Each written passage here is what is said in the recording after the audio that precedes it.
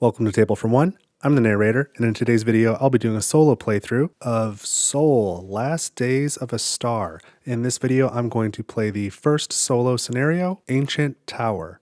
Let's get rolling.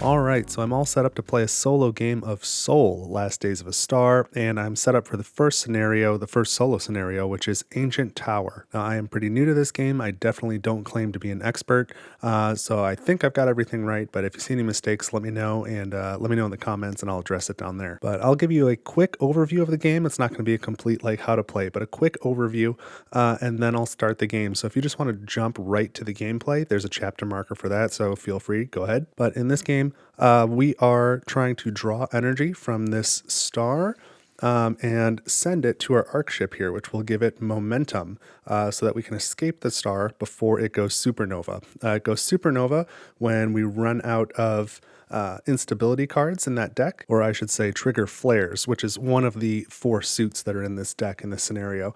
So every time we draw one of those flares, this marker is going to count down, and when it gets all the way to the inside, that triggers the end of the game. And we want to have at least 17 momentum, so I've put a little marker here. You don't need to do that, but that's what I've done. I need to get my arc ship up to 17, so I need to draw 17 momentum's worth of energy out of this star before that last flare is drawn. Now to do that, I'm going to be taking various actions using these ships here. These are my sun divers. I'm the silver player. So the sun divers are basically workers. You use them they can move around. They can build your structures, which include there are these gates. They're not really structures, but they're like a building. And then your 3 structures, which are foundries. These build more sun divers.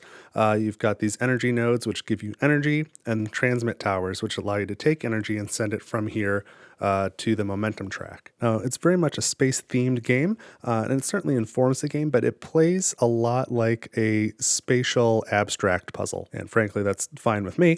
But yeah, it's very spatially oriented. So, for example, in order to build buildings, you get your sun divers out on the map, and you need to get them into various arrangements. So if 2 of them are in a line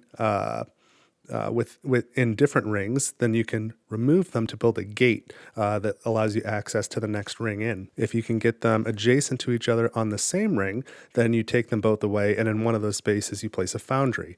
If you can get them on the same ring with one space in between them, remove the 2 sun divers and place an energy node in between them. And if you get 3 of them lined up on adjacent rings, then you remove all 3 and place a tower in the space that is most inner towards the core.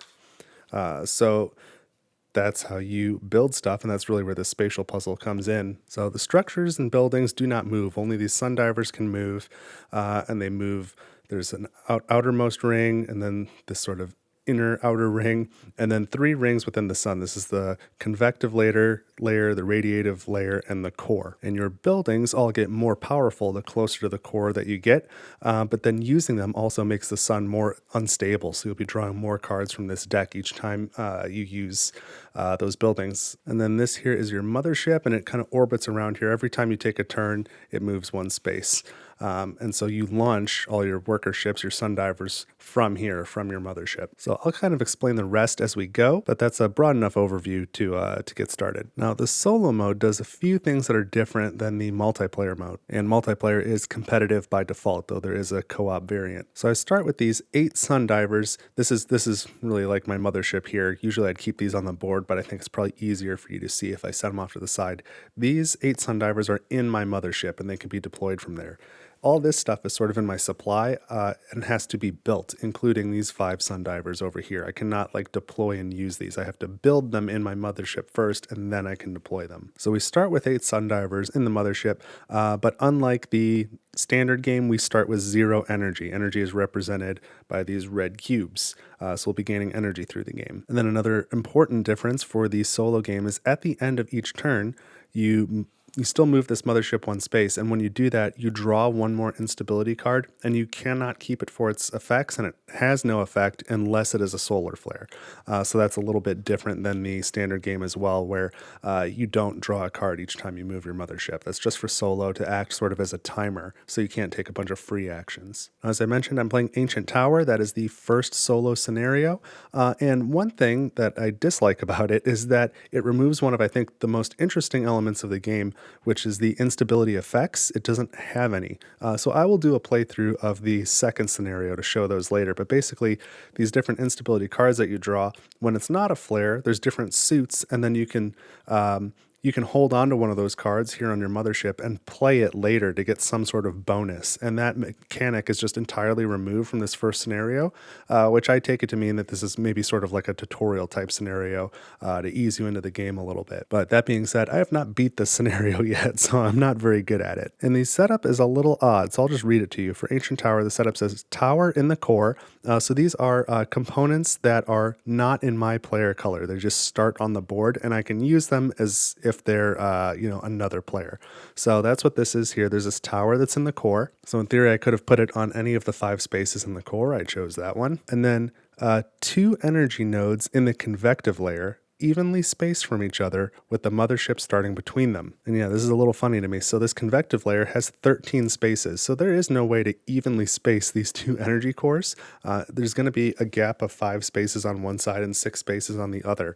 And I went looking around on the BGG forums, and one of the designers of the game said that's just sort of part of the puzzle of the game is, yeah, you get to make some decisions during the setup. So I placed them as evenly spaced as I could. So there's 6 spaces here, and I started the mothership it's traveling in this direction. So I started it one space closer to this one. So 1, 2, 3, 4, 5, 6. Just that's the direction it's going. So not too close to the one it's traveling towards. That seemed like sort of a fair way to start. And then there are 4 suits in the deck, which includes the flares. There are no instability effects, as I mentioned, and you win if you gain 17 or more momentum before the last solar flare. So one other thing to point out before we get going, I just left the reminder card here. You can zoom in on that if you like, and it just tells you the different types of actions you can take. So your move actions, your convert actions, which is your build or your construct, and then your activation actions, which is using your buildings. So like I said, I'll maybe explain a couple of things as we go, but let's get started. Let's start the game. So I don't have any sundivers out here that I can convert, and I don't have any out there to use for activation. So I'm going to have to move on this first turn, and I have 3 movement points here. So this will go up one time. Each time I build a structure in a ring where I don't already have a structure. So that might inform some of my decision making, but I'm starting with move. I'm going to move 3 sundivers, I think, out from my mothership. I'll put at least 1 there. I've got to deploy in one of the 4 quadrants around my mothership, and each space can hold no more than 5 sundivers of any 1 player color. I think I'll put a second here, and I suppose a third here. I'll just put all 3 here. So that's all the movement I can take for this turn. So now I advance the mothership and draw a card, and the first card is a solar flare already.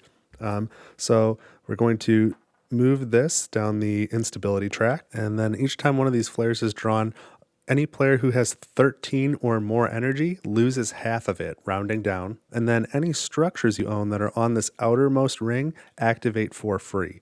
So I don't have any energy. I don't have to worry about that. I have no structures on the outside, so there's no effects there. And now I can take my next turn. And I'm going to use that turn to move some sundivers here. So I'm going to move 1, 2, 3. And now that's all my movement points. So I advance the mothership and draw an instability card. By the way, I said there's 4 suits in here. There's 13 cards in each suit. So that's 52 cards. Oh gosh, bad shuffle. And so another solar flare. So this goes down. I don't have 13 or more energy, and I have no buildings on the outside. So things are moving pretty quick. But now for my next turn, I will deploy 3 more ships, and I will put, let's see, 1 here and 1 here. Maybe I won't deploy a third. I will move this one. I don't like where I got it to. So That will be my turn. So now I advance my mothership and draw an instability card, and we have yellow. So this one does nothing. But as I said, in all other solo scenarios and in normal play, I could keep that card and then spend it on a future turn to get some sort of cool effect. But in this first solo scenario, that mechanism is not present. So on this turn, I'm going to use 3 more movement points to deploy 3 more Sundivers. 1, 2, 3. Move my mothership ahead 1 space, draw an instability card, and another yellow.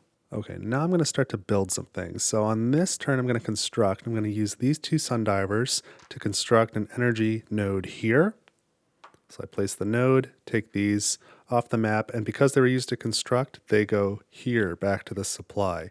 So they've been used up. And I will need a foundry in order to build more Sundivers to get them back into my mothership. And if at any point I have no Sundivers on the map and none in my mothership, I am forced to deconstruct something in order to get Sundivers back. You can't voluntarily deconstruct things, but in that scenario, you're forced to. So anyway, I built this energy node here on the outermost ring. That is the first building I have in that ring. So now I move this track up. And so from now on, I have 4 movement points every time that I want to move. And when you build or activate structures within the 3 layers of the sun, you have to draw cards. There's reminders here, but I just built that on the outermost ring, so I don't need to draw any cards. So that was my turn. I advanced the mothership. Now I draw an instability card for the end of my turn, and it is a solar flare. So I don't have more than 13. I don't have 13 or more energy, so I don't have to lose any. And now all buildings on the outermost ring activate. So this building now activates, and I am the owner of the building, so I gain 1 energy. And then the outer ring has no bonus. So typically the way this works is the left number is whoever takes the action, that's the amount of benefit that they get. And then the right number is whoever owns the building has the first chance to accept that level of bonus. And if they decline or are unable to, then the person who activated that building can get that bonus as well. But the cost of these benefits are all or nothing. So this one says 5. If you can't afford 5, you can't take that action. And then same for the this number here is 3 for the bonus. If you can only afford 2, you can't take just 2. You can't take the bonus at all. So that option would go back to the person who activated the building. We'll see more of that as we get closer. But okay. We pulled the flare. I didn't have to lose any energy. We activated the building. Now I've got to advance this track. And that is the 3rd solar flare. So on this turn, I'm going to construct or convert again. I'm going to place a gate here by converting these 2 Sundivers. So they become a gate. The gate is touching this ring here. That's the innermost ring that it's touching. So I need to draw 1 instability card for making that gate. It's a yellow card, okay? And so these Sundivers, they can freely move around these outer 2 rings, but they can only pass through these black lines by going through gates. You can go through your own gates or other players' gates, but if you go through somebody else's gates, they gain 1 energy. And the rule book says to think about that like a day pass, like they gain 1 energy, and then you can go through their gates as many times as you want on that turn. They don't gain any more energy. But that's what I've done. I've done 1 convert. That's the most you can take on 1 turn. And again, you can only choose 1 action, either move, convert, or activate on your turn. So I did my 1 conversion. I cannot move my ships around now. So that's the whole turn. I advance the mothership and draw an instability card for the end of my turn. And we've got this sort of teal color here. So again, that's just one of the other suits. And in a normal game, I could elect to keep that card to get a cool action later, but that effect is not in the first scenario. So now I'm going to move some ships. And I've got 4 movement points. So I'm going to go 1, 2, 3, 4. Those are my 4 movements, and advance the mothership, draw another instability card. And we've got this purple suit. And I will, on this turn now, convert these 2 to make a Sundiver Foundry, and I can place it in either of those 2 spaces. I'm going to place it here. And again, there can only be 1 building per space, regardless of player colors, 1 per space. So I'm going to place it here, so it's right inside that gate and then next to that energy node. So these go away. And that is the first structure that I have on this ring, on that convective layer. So now my movement points go up to 5. For building in this ring, I need to draw an instability card. And we have a solar flare. So I don't have 13 or more energy, but I do activate this energy node. So I gain 1 energy. And now we advance this track. So we spiral into instability. And in a normal game, the solar flare cards also can be kept for doing future actions. So they're not all bad news. So that card I drew because I built this foundry. Now it's the end of my turn. I advance the mothership and must draw another card. Oh my goodness, and another flare. I feel like they're all at the top of the deck. So again, I don't have 13 or more energy. I do activate this node, this energy node, to gain an energy. Spiral inward a little bit more. And now it's my next turn. And I'm going to use my 5 movement points. I'm going to move this Sundiver 1, and then this one 2, 3, 4, 5. I'm going to start going around this way to sort of link up with my mothership a little bit. So now we advance the mothership, draw an instability card for the end of the turn. Oh my goodness, another solar flare. This is going very poorly. I swear I shuffled this deck. I actually did a big like casino style shuffle on the carpet, mixed them all up. So just bad luck, I guess. So again, I don't have 13 or more energy. And then again, I activate this energy node to gain an energy. We spiral inward again. And now it's my next turn. And I'm going to activate this Sundiver Foundry. So to do that, let's see, it's on this convective layer. So I pay 2 energy to gain 2 Sundivers. And then as the owner of that building, I can optionally pay 1 more energy to gain 1 more Sundiver, which I will do. So I've got 3 Sundivers in my hold now. I've paid my 3 energy. And to activate that, this one actually comes back to the hold for activation. So that's nice. So I've got 4 in my mothership's hold now. And activating a building in that convective ring means I need to draw 1 instability card. Oh, God. Solar flare. I think you know the drill by now. Don't have much energy, but I gain 1 for this. And now that my turn is over, I advance the mothership and draw another card. Okay, thank goodness, because that is really spiraling in pretty quick. And if you recall, I need to get that arc ship all the way up the momentum track to here, and I have not moved it at all yet. And I'm not really in any position to do so either. So I'm a long way off from winning this. So for this turn, I'm going to deploy 3 Sundivers, and I'm going to go 1, 2, 3. So I've still got 1 left. And that counts as 3 movement points, but I have up to 5 now. So I'm going to do 2 more moves. I'm going to go 1, 2, start to bring this guy around. And now I advance my mothership, draw an instability card.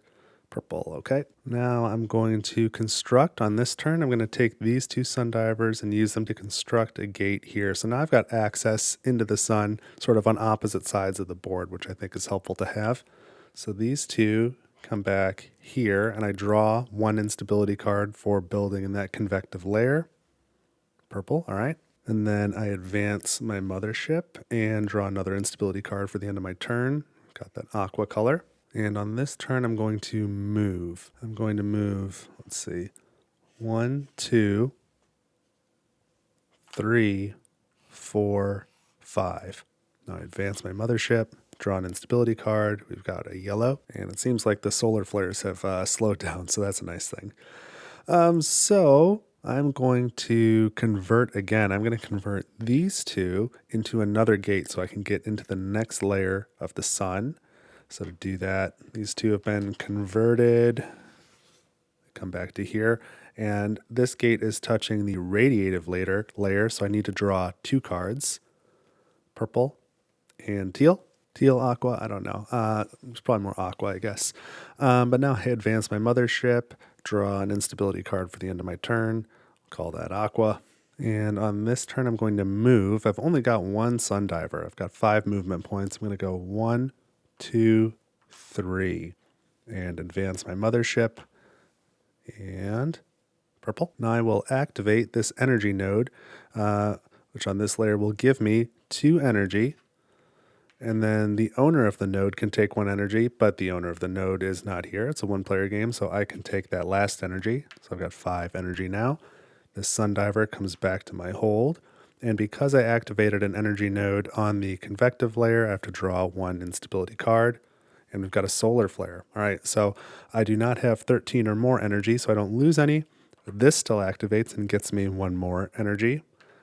Then the instability track spirals down, and now my turn is over, so I advance the mothership and draw another card, Aqua.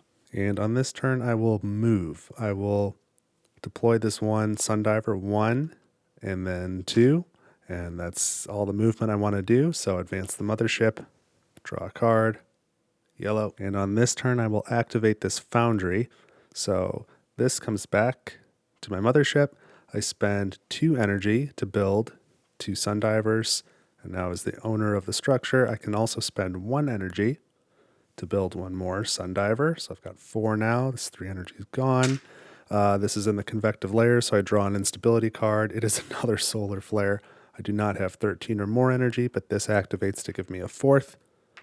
And this spirals down to the number 4 space. This game's getting close to done, and I still have 0 momentum, so that's a thing. And now I don't remember. I think I drew that card for activating, so I think I still advance my mothership and draw another card, and it's a yellow. Okay. And so on this turn, I'm going to do movement. I'm going to deploy this one for 1, 2, 3, 4 movement points. Do I want to deploy 1 more?